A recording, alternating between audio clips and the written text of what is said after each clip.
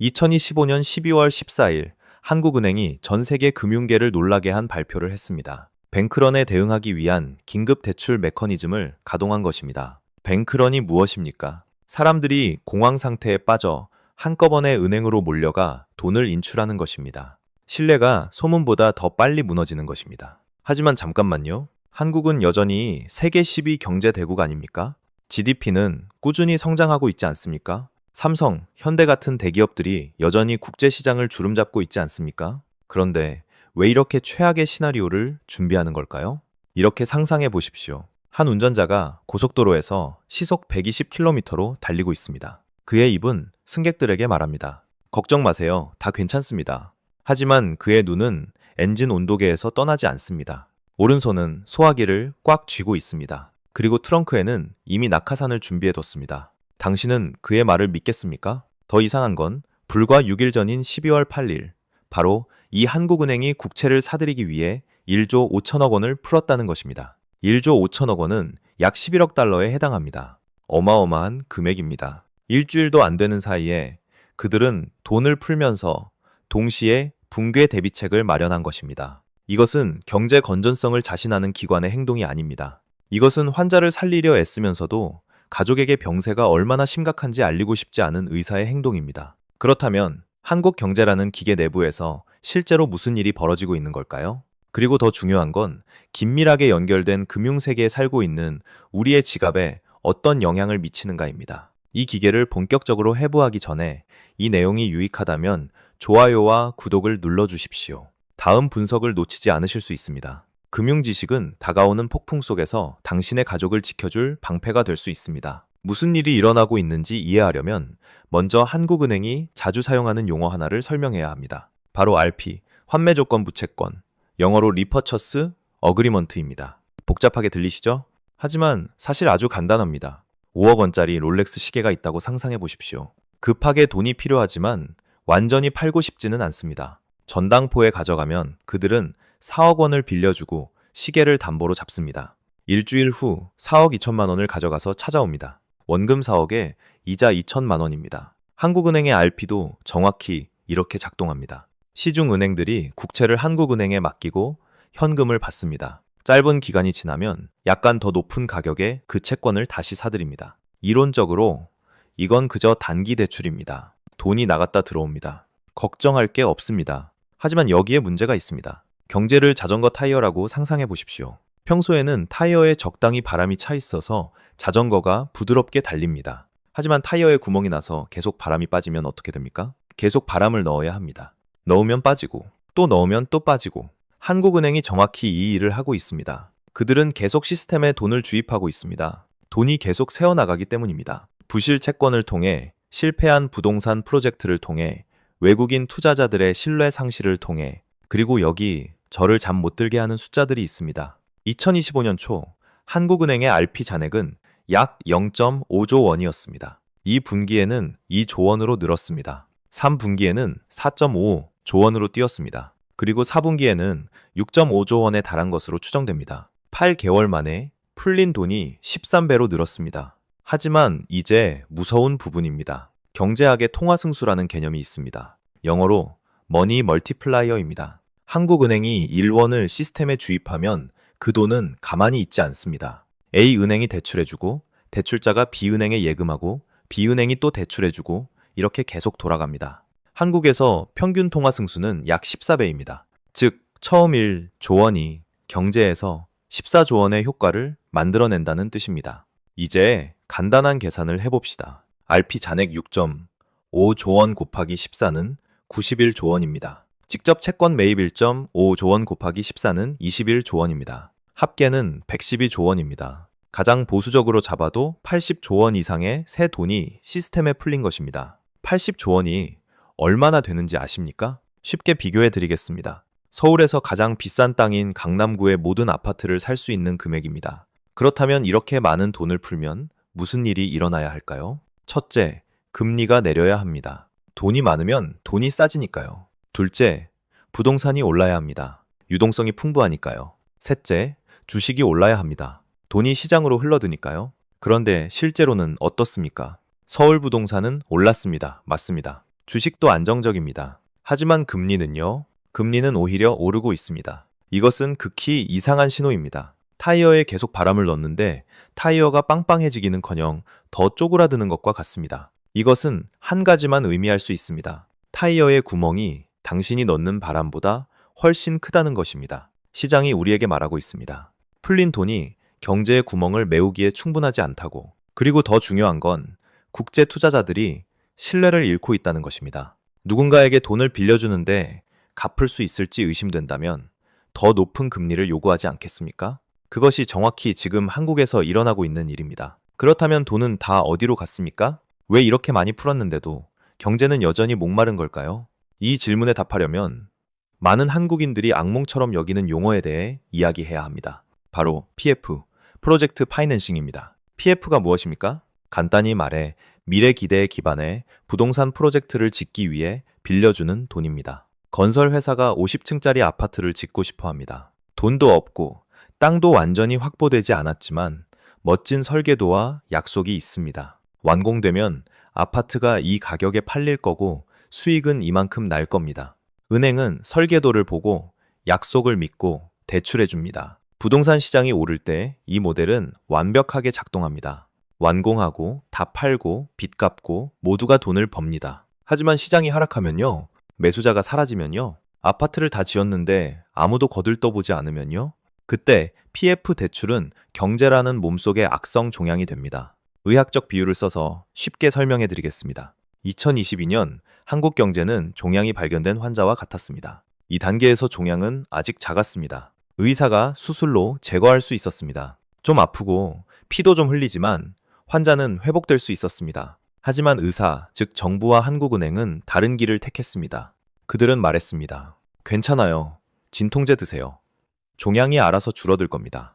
여기서 진통제란 구제자금, 저금리, 경기 부양책입니다. 3년이 흘렀습니다. 지금은 2025년 말입니다. 종양은 줄어들기는커녕 온몸으로 전이되었습니다. 이제 수술하려 해도 어렵습니다. 한쪽을 자르면 다른 쪽에서 피가 납니다. 가장 대표적인 사례가 둔촌 주공 재건축 프로젝트입니다. 서울 최대 규모의 부동산 프로젝트 중 하나입니다. 2022년 전 세계가 인플레이션을 잡으려고 긴축하고 있을 때, 미국이 금리를 올리고 유럽이 금리를 올릴 때 한국은 무엇을 했습니까? 둔촌 주공을 살리려고 돈을 풀었습니다. 결과는요, 프로젝트는 살았습니다. 강남 집값이 치솟았습니다. 하지만 그 대가는 무엇이었습니까? 수백 개의 다른 PF 프로젝트들이 조기에 구조조정되거나 청산되는 대신 시스템에 풀린 돈으로 연명하게 되었습니다. 그것들은 좀비가 되었습니다.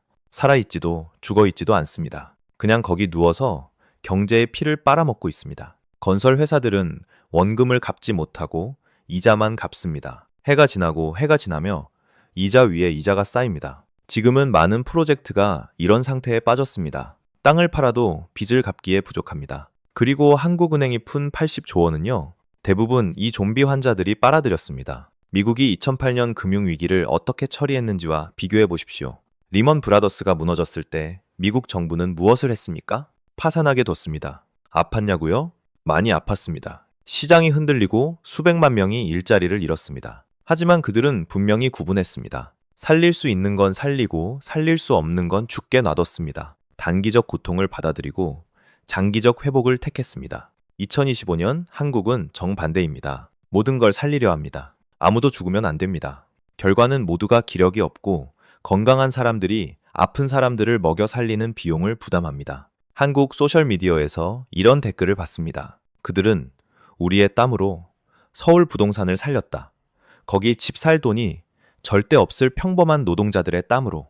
씁쓸하지만 틀린 말이 아닙니다. 돈은 저절로 생기지 않습니다. 한국은행이 돈을 더 찍어내면 당신 주머니 속 돈의 가치가 희석됩니다. 물가는 오르고 가격은 오르지만 월급은 따라잡지 못합니다. 이것이 평범한 사람들이 조용히 엘리트들의 구제 결정에 대가를 치르는 방식입니다. 좋습니다. 여기까지 들으시면 많은 분들이 물으실 겁니다. 그래서 저는 뭘 해야 합니까? 저는 그냥 평범한 사람이고 금융 전문가가 아닌데 언제 걱정하고 언제 침착해야 하는지 어떻게 압니까?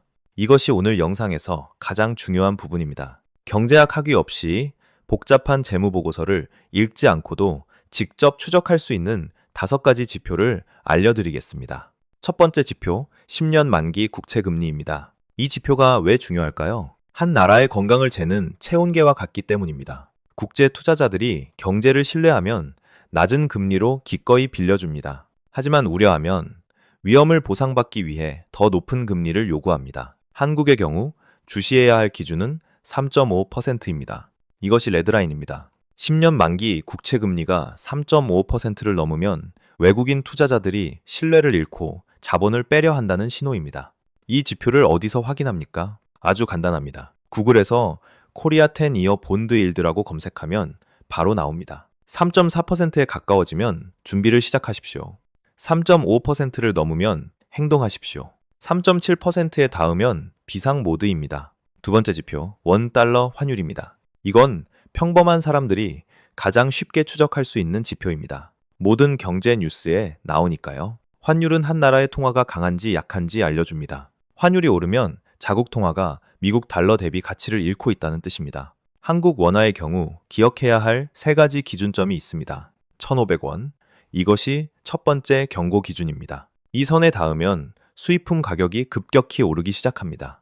1,550원 두 번째 경고 기준입니다. 수입 인플레이션이 퍼지고 일상생활비에 영향을 미칩니다. 1,600원 위험 구역입니다. 이 수준에서 원화는 수입품에 대해 정말로 휴지 조각이 됩니다. 에너지, 식품, 원자재 비용이 급등합니다. 현재 시점에서 환율은 1,450에서 1,480원 사이를 오가고 있습니다. 아직 적색경보 수준은 아니지만 추세는 상승 중입니다. 세 번째 지표, 한국은행 RP 잔액입니다. 이 지표는 금융 시스템의 공황 수준을 알려줍니다. 앞서 설명했듯이 RP는 한국은행이 시스템에 긴급 자금을 주입하는 방식입니다. RP 잔액이 급증하면 큰 문제가 발생하고 있다는 뜻입니다.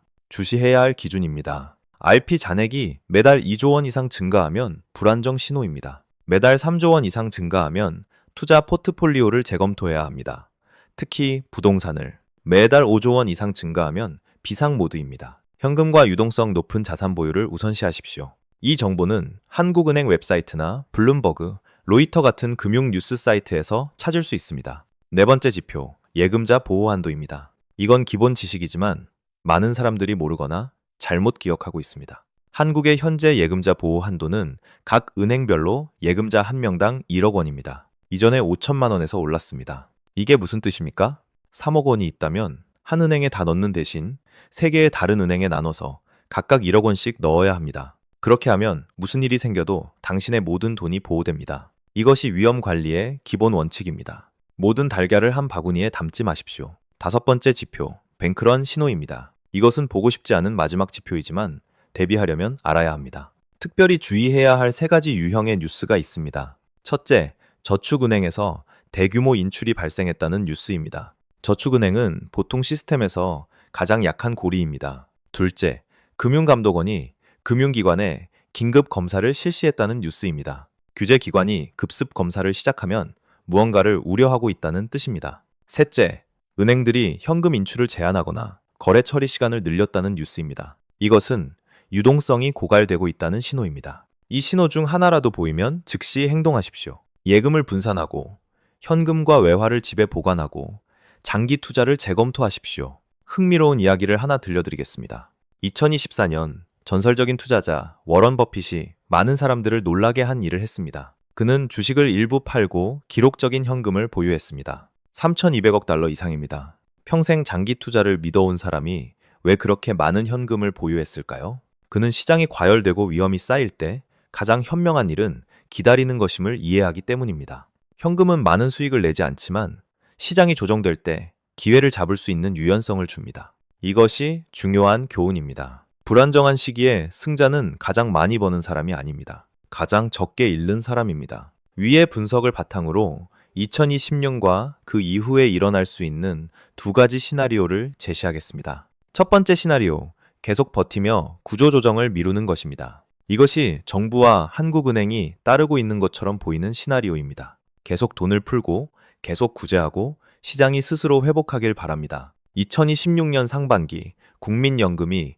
국채를 사들여 시장을 지원하도록 동원될 수 있습니다. 금리가 일시적으로 안정됩니다. 모두가 안도의 한숨을 쉽니다. 봐라, 걱정할 거 없잖아.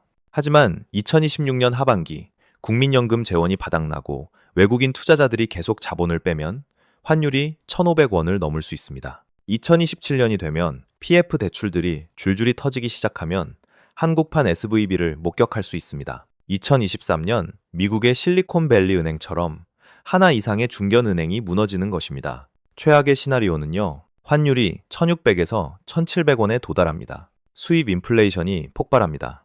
생활비가 치솟습니다. 원화만 보유한 사람들의 자산은 실질 가치로 30%가 증발할 수 있습니다. 두 번째 시나리오, 고통스럽지만 필요한 구조조정입니다. 이것이 제가 바라는 시나리오입니다. 엄청난 정치적 용기가 필요하다는 걸 알지만요. 2026년 상반기 정부가 종양을 도려내기로 결정합니다. 일부 PF 프로젝트가 파산하도록 허용됩니다. 3에서 5개의 대형 건설사가 구조조정에 들어갑니다.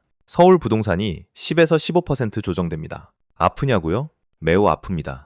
많은 사람들이 돈을 잃습니다. 시장이 출렁입니다. 하지만 이것은 괴사한 부분을 몸에서 제거하기 위해 필요한 고통입니다. 2026년 하반기 국제 투자자들이 한국이 문제를 진지하게 처리하고 있다는 걸 보면 신뢰가 돌아오기 시작합니다. 금리가 안정됩니다. 환율이 점차 1,400원대로 내려옵니다. 2027년이 되면 경제가 더 건강한 기반 위에서 회복하기 시작합니다. 건실한 기업들이 실패한 기업들의 자산을 싸게 인수할 기회를 얻습니다. 실질적인 생산성이 있는 산업에서 새 일자리가 창출됩니다. 결론은 간단합니다. 오늘 15%의 고통을 받아들여 내일 50%의 재앙을 피하는 것입니다. 그렇다면 개인으로서 우리는 무엇을 해야 할까요? 1997년 아시아 금융위기의 교훈을 다시 상기시켜 드리겠습니다. 당시 두 부류의 사람들이 있었습니다. 첫 번째 부류는 말했습니다. 별일 없을 거야. 정부가 알아서 하겠지. 그들은 아무것도 하지 않았습니다. 자산을 그대로 자국 통화로 보유했습니다. 두 번째 부류는 말했습니다. 확신은 없지만 최악의 상황에 대비하겠어. 그들은 자산 일부를 달러로 금으로 국제적 가치가 있는 자산으로 옮겼습니다. 결과는요, 원달러 환율이 몇 달 만에 800원에서 거의 2,000원으로 치솟았을 때 첫 번째 부류는 거의 모든 것을 잃었습니다. 두 번째 부류는 자산을 보존했을 뿐 아니라 시장이 바닥을 칠 때 싼 자산을 살 기회까지 얻었습니다. 역사는 똑같이 반복되지 않지만 운율을 맞추는 경향이 있습니다. 지금 당장 모든 자산을 팔고 달러를 사라는 말이 아닙니다. 하지만 계획을 세우라고 권합니다. 어떤 지표가 어느 기준에 닿으면 무엇을 할지 알고 계십시오. 모든 게 분명해질 때까지 기다리지 마십시오. 그때는 이미 너무 늦습니다. 한국인들이 자주 하는 말이 있습니다. 망설임이 가장 비싼 비용입니다. 마지막으로 여러분께 메시지를 전하고 싶습니다. 우리는 폭풍을 통제할 수 없습니다. 한국은행에 명령할 수 없고 정부의 정책을 바꾸라고 강요할 수 없습니다. 하지만 우리 집 지붕은 튼튼하게 지을 수 있습니다. 준비할 수 있고 배울 수 있고 필요할 때 행동할 수 있습니다. 이것은 저의 개인적인 의견입니다. 모든 분께 맞지 않을 수 있습니다. 따라 하시기 전에 본인에게 적합한지 신중히 판단해 주시기 바랍니다. 시청해 주셔서 감사합니다. 다음 영상에서 뵙겠습니다.